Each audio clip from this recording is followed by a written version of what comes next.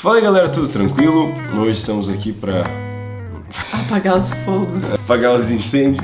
Estamos aqui respondendo perguntas sobre as perguntas que geram crises na fé, com a ideia de ajudar os nossos irmãozinhos a resolverem as crises na fé. É muito importante fazer perguntas, é importante você levantar suas dúvidas, porque não se esqueçam, perguntas são portas para a revelação, então é melhor lidar com as perguntas do que esconder elas. E é nesse espírito que a gente vem falar sobre essas dúvidas.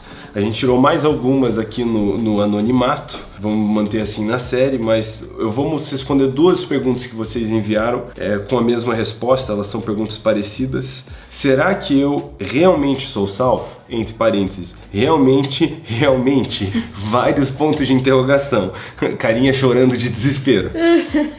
Outra pergunta, se Deus tem seus escolhidos, como eu posso viver sabendo que eu posso não ter sido escolhido? Então, hoje, como você já percebeu, eu esqueci de falar, mas você já percebeu, eu estou aqui com reforço, com a teóloga mais bonita que eu já conheci, mais bonita que já existiu, e vamos conversar um pouquinho sobre isso. Então, começando em Efésios, no capítulo 1, versículo 4 e 5, nós vemos que o Senhor, Ele predestinou a todos para adoção, através de Cristo Jesus. Qual que é a ideia de ser predestinado? Ter um destino prévio. E esse destino ele foi permitido para, como a gente lê em João 3,16, para todo aquele que nele crê, não pereça, mas tenha a vida eterna. A verdade é que o sangue de Jesus, ele não é uma moeda perecível como ouro e prata, mas é o sangue de Cristo. E não existe limite expiatório para o sangue de Cristo. Ele morreu para que todo aquele que nele crê não pereça. Então, existe essa salvação disposta, acessível a todo aquele que se arrepender e crê no Evangelho de Cristo Jesus. E eu acho que é muito lindo um versículo também em 1 Timóteo que fala como Deus deseja que todo ser humano seja salvo. Então o desejo dele é que todos aceitam esse presente gratuito que ele já disponibilizou pra gente, Então essa passagem de 1 Timóteo 2,4 realmente nos mostra que Deus não tem um desejo de perdição sobre a vida de ninguém. Diz exatamente assim, vou ler só pra deixar bem claro. Diz assim, o que deseja, falando de Deus, que todos os homens sejam salvos e chegam ao conhecimento da verdade. Então esse é o desejo de Deus, é que todo mundo seja salvo. Então você já pode ficar tranquilo. Será que Deus não quer que eu seja salvo? Será que eu não fui escolhido? Não precisa se preocupar com isso. Nossa preocupação tem que estar. Eu já me rendi a Deus, eu já escolhi esse presente. Eu já recebi esse presente gratuito que foi conquistado na cruz para mim. Salvação não é algo que nós poderíamos alcançar sem Cristo. Somos salvos pela graça mediante a fé. Mas essa graça que nos é oferecida, nós ainda precisamos aceitar, nos submeter ao senhorio de Cristo e confessar Ele como Senhor. E sabemos que a confissão, se você está acompanhando a série do Cartas à Igreja, a gente está falando muito sobre isso, que essa confissão sincera, se submeter ao senhorio de Jesus vai atrair um estilo de vida de acordo com o que nós cremos, as obras que vão acompanhar a fé. Então é por isso que nós precisamos permanecer nesse lugar que a gente não poderia acessar sozinho. Eu lembro quando eu era bem pequena, acho que eu tinha, meu pai lembra exatamente quantos anos eu tinha, mas eu acho que eu tinha uns 2 anos, 3 anos, idade da nossa filha. Eu perguntei pro meu pai, como é que eu posso ter certeza que eu tô salva? Então eu fiz exatamente essa pergunta. Ele abriu Romanos 10:9 comigo, criancinha, nunca sabia ler, mas ele leu pra mim. E ele leu, a saber, se com a tua boca confessares ao Senhor Jesus e em teu coração crês que Deus o ressuscitou dos mortos, será salvo. Então, Romanos já diz pra gente como é que a gente pode saber, ter certeza da nossa salvação. Confessar com a nossa boca e crer no nosso coração. E aí, uma criança de 2, 3 anos conseguiu entender isso. A gente, às vezes, luta com isso porque, às vezes, a gente faz essa decisão de entregar a nossa vida pra Jesus e aí a gente deixa as mentiras entrar no nosso coração. Mas eu ainda continuei pecando, então talvez eu não tô salva.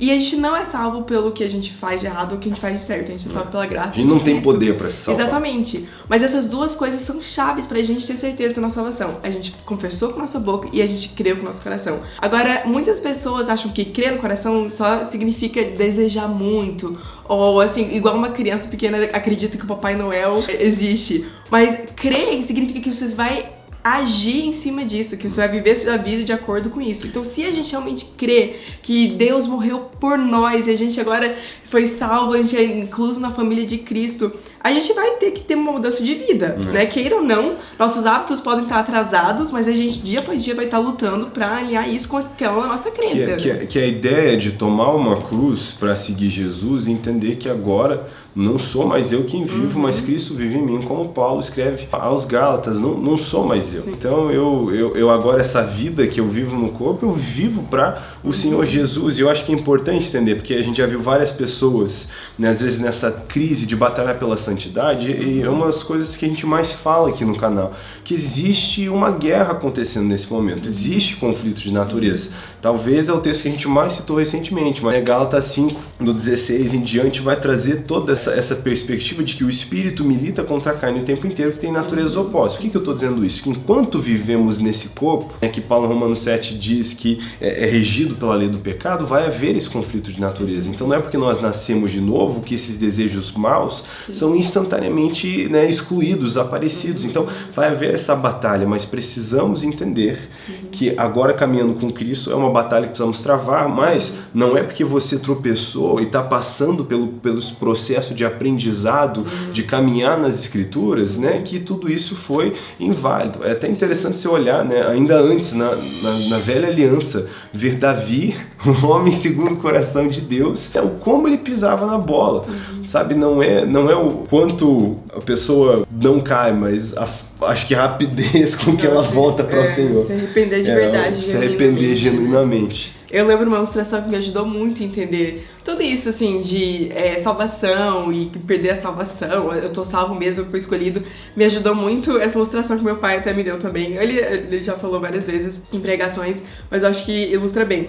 E se a gente imaginar um casal que nunca tiveram um relacionamento com Deus, até virar adultos, já estavam casados, entregaram a vida pra Jesus juntos, né, se arrependeram daquela velha vida deles, eles viviam brigando, vamos dizer que eles estavam toda hora brigando, e eles falavam palavrão um pro outro, brigavam, às vezes quase se espancavam, era bem tenso. Isso, mas ela era a velha natureza deles. Eles se converteram e aí foi uma luta, não foi de um dia pro outro que de repente, às vezes acontece, tem gente que entrega a vida pra Jesus e tem um milagre de hábito mesmo que é transformado. Mas na maioria dos casos é que a gente vai ter que batalhar isso e alinhar nossos hábitos à condição de Cristo, né? Enfim, então esse casal começa realmente a buscar ajuda, pegar aconselhamento pastoral e, gente, por 2 anos eles não brigaram nenhuma vez. Eles estão super felizes, nossa, a gente tá servindo Jesus, a gente tá envolvido na nossa igreja, ganhando pessoas pra Jesus e não estão brigando nenhuma vez por esses 2 anos, que lindo. Aí um dia, indo pra igreja no domingo, alguma coisa vai acontecendo, vai estressando os dois, que os dois acabam brigando bem feio, mas muito feio no carro. Tipo assim, de brigar feio. E aí, enquanto eles estão indo pra igreja, um caminhão atropela, tipo, bate no carro deles e eles morrem. Bem drástico, ficou bem do nada. Mas esse casal foi pro céu ou pro inferno? Óbvio que eles foram pro céu, né? Porque eles foram salvos, a fé deles, a confiança deles é em Cristo Jesus, eles tinham feito exatamente o que esse texto em Romanos fala, e eles estavam realmente buscando viver na vontade de Deus. Tá bom, mas eles morreram no pecado, alguém pode falar. Eles estavam brigando, isso é contra a palavra de Deus. A Bíblia diz pra gente tratar todo mundo com amor. E como é que eles se tratam assim? Eles morrem, né? Eles morreram no pecado. Mas não é isso que salva a gente. Se a gente pecou ou não antes de morrer. A salvação é pela graça de Jesus. É o sangue de Jesus que salva eles, que lava eles. Agora vamos dizer que eles não foram atropelados, não morreram, continuaram indo pra igreja. E aí, nunca mais lidaram com essa situação. Ficaram deixando divisão entrar entre os dois começaram a brigar mais. E chegou ao ponto que eles estavam brigando dia e noite, e o marido até espancou a mulher, sei lá, ficou bem tenso, bem ruim. Eventualmente, o homem decidiu deixar a família, abandonar a família e abandonar Deus. E aí depois ele morre. Ele não continuou na fé. A Bíblia diz muito claro que a gente tem que permanecer na fé. A gente tem que permanecer na fé. Em Mateus 24:13 diz assim: mas aqueles que perseverem até o fim, esse será salvo. E eu também tenho outro texto que fala que muitos naufragaram na fé.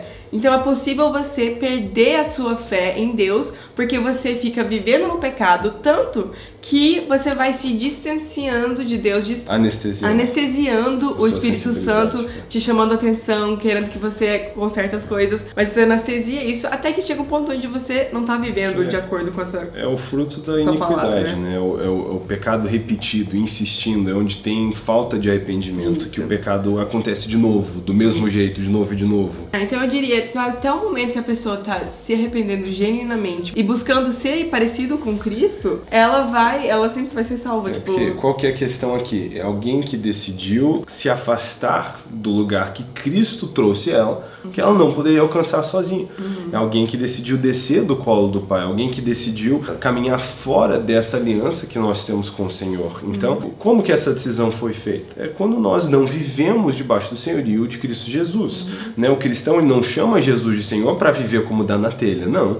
Né? Ai daqueles que chamam Jesus de Senhor, mas não fazem o que ele diz. Né? A igreja de Cristo é regida por Cristo. Suas palavras são o que nos regem, é o que ele, né, até nos ensina, aqueles que desejam agradar a ele, é o que nós vemos em João 14:21. E esses são os que me amam, aqueles que obedecem os meus mandamentos, e eles serão amados por mim, serão amados por meu Pai, e eu me revelarei a eles. Então não tem como viver, né, a vida em Cristo longe de Cristo. Então essa é a decisão. Até nós recentemente falamos aqui no canal sobre a questão da perda de salvação, né, um vídeo que você não assistiu ainda é legal assistir, mas vale reforçar que não é um negócio que acontece por acidente. Nossa, o que aconteceu? Né? É de novo e de novo, do mesmo jeito que você decide se submeter, você precisa decidir se rebelar, né? Você precisa decidir desobedecer. E quando essa decisão acontece de novo e de novo, né, você mesmo deixa de caminhar nesse lugar e você com iniquidade anestesia tanto seu coração que aí você chega num lugar, né, onde é impossível que você possa se arrepender mais uma vez, porque você ficou anestesiado. Eu acho que isso vem muito de um lugar da gente entender a crença como algo prático, tipo, que a gente vive no dia a dia. Porque muitas vezes as pessoas realmente pensam que, eu creio em Deus. Mas elas não vivem como se elas crescem mesmo em Deus. E isso faz toda a diferença, né? Então, porque daí isso revela de duas uma. Exatamente. Ou essa pessoa não acredita de verdade, ou ela acredita e decide desafiar ela o senhorio. decide colocar as suas vontades antes do senhorio de Deus. Ela decide ser o próprio senhor da sua vida em vez de Deus. Então é ou uma rebeldia acidental ou uma rebeldia proposital. E são pesadas essas palavras, mas é a realidade. A gente precisa parar de ficar tentando acomodar o evangelho nas nossas vidas e pregar a verdade das escrituras, porque esse não é muito um evangelho confortável, né? E não foi por isso que um monte de discípulos de Jesus morreu para anunciar as boas novas. Então a gente precisa voltar para a verdade desse evangelho, que não é uma questão sobre a gente estar confortável ou não, essa mensagem da nossa salvação. Mas voltando para a sua pergunta, né? Como você pode saber que você é realmente salvo? Se você crer e confessar ao Senhor Jesus, né? E no seu coração crer, você vai ter essa convicção trazida pelo Espírito Santo, que é Ele que nos traz essa certeza, nós temos nele. Agora não é algo só sentimental. Eu tenho um amigo, né, o Rafael Conrado, quem é do comecinho do canal aqui já pegou a gente referenciando muito ele diz algo que realmente marcou minha vida. Ele costuma dizer que a fé não sente, ela sabe, né? Não é o que a gente está vendo, não é o que a gente está sentindo, mas é o que nós sabemos. Então, você pode saber, se você fez o que a Escritura ensina, você pode saber que você foi salvo. E você não precisa ficar com medo de mas eu não sinto que eu tô salvo, porque a Bíblia, a palavra de Deus, ela garante que a gente é salvo por essas duas coisas: falar com a nossa boca e crer no nosso coração. Então, se o inimigo, o diabo, a sua própria mente fica te condenando, falando, será que você não é salvo? Será que você perdeu a salvação? Você pode decorar esse versículo e toda vez ficar ressaltando e falando, não, eu já falei com minha boca e eu também tô andando nisso, eu posso saber, posso descansar em saber que eu tô salva. Então, não precisa ficar no terror, porque biblicamente falando é implausível que alguém seja predestinado à perdição. Predestinação bíblica é essa, que o sangue de Cristo foi derramado por todos, todo aquele que ouviu, como a serpente de bronze foi levantada no deserto, todo que olhasse, contemplasse, né, tinha sua situação revertida, o sangue de Cristo foi derramado por todos. Então, não precisa viver nessa pressão psicológica de será que eu não fui escolhido? né? Você foi, todos nós fomos. Não é tanto sobre o fato de que Deus escolheu a gente ou não, porque seu sangue foi derramado por todos. Senão, não seria o seu desejo que todos fossem salvos. Como é que ele ia agir contrário ao seu desejo, contrário à sua vontade? Ele é Deus. Então, não é tanto sobre se você foi escolhido ou não, mas se você vai escolher aceitar a salvação que você recebe como presente de Cristo Jesus, né? E aí você vai ter essa convicção no seu espírito, como diz Romanos 8,16.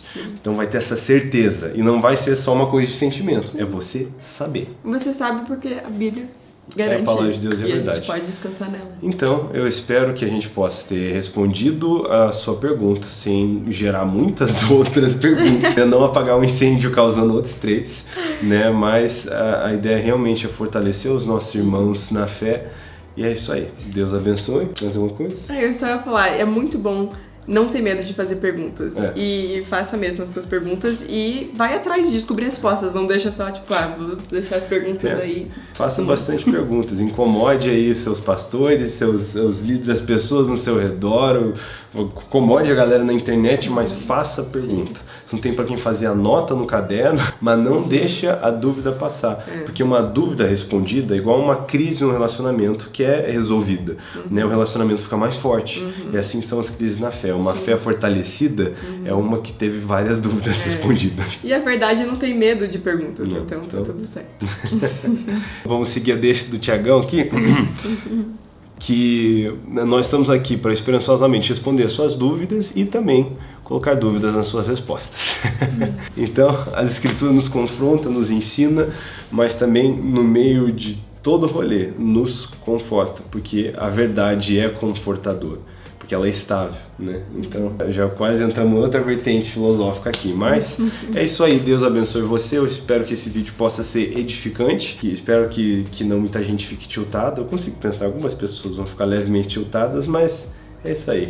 Eu digo para os meus amigos calvinistas, que eu provavelmente ofendi um pouquinho com esse vídeo. Assim, eu tenho amigos próximos calvinistas, mas desde que estejamos trabalhando por evangelismo, né, obedecendo o senhorio de Jesus, pregando a santidade, é isso. É quase que, às vezes, chega nessa divergência teórica do se é um predeterminismo ou a presciência. Para mim é a presciência, às vezes para o calvinista que discorda foi o predeterminismo, mas debaixo desses princípios a gente tem que estar vivendo e trabalhando do mesmo jeito. Então, no fim do dia, isso que importa. Então, obedeçamos ao Senhor Jesus, e é isso aí.